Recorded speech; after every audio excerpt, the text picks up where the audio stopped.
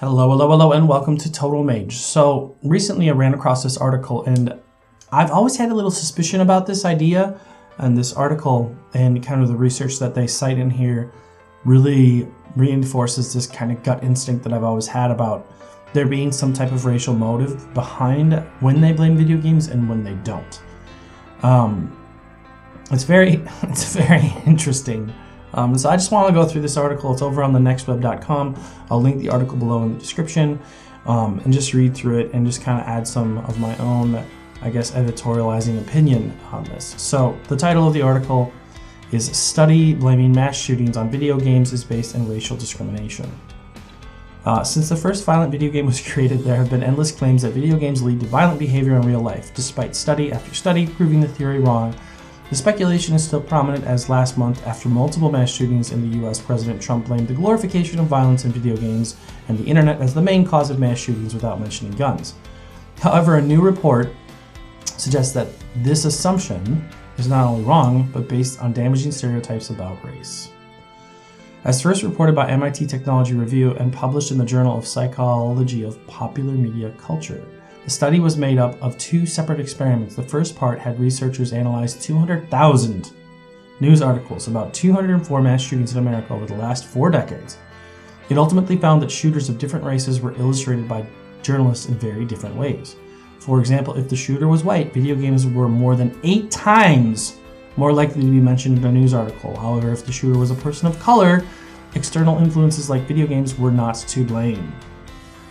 8 times. 8 times! That is, it's insane. The second part of the study, and this is a little more shaky because, I mean, if this is subjective, it's only 169 people in the sample group, which is a decent amount of people surveyed, but not massive. Asked 169 college students who were 88% white and 65% female to read fabricated accounts of shootings and explain what they believe had caused it. One of the fictional stories included a profile of an 18-year-old male shooter with an obsession with video games. Half the group was handed an image of African-American males, and the other half were handed an image of a white male.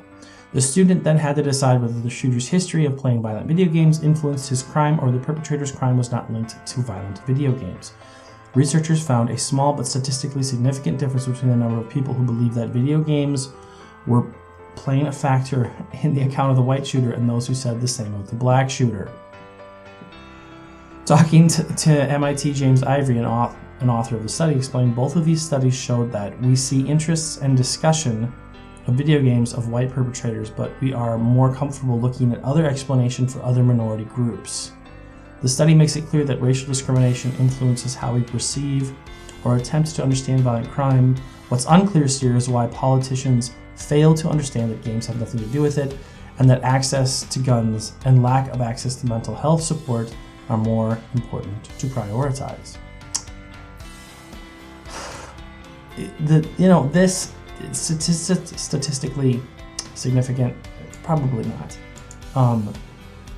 Probably the college students, I mean, they understand, they're looking at these things and they're saying, okay, they're looking at them with a reasonable eye. The thing that is really telling, and this is something that should be concerning to us, this should be something that just really, really bothers us, and that is, it's 8 times more likely. 8 times more likely.